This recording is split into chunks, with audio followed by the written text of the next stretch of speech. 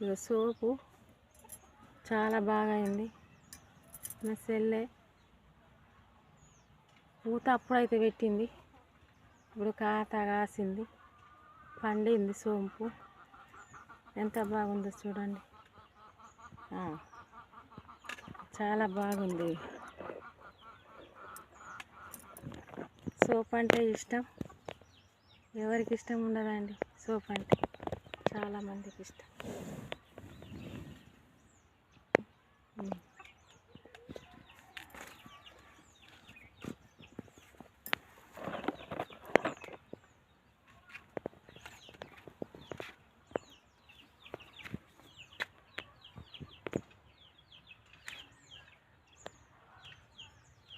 చక్కదనం అయింది సోంపు, కోతకొచ్చింది, మంచిగా ఉంది.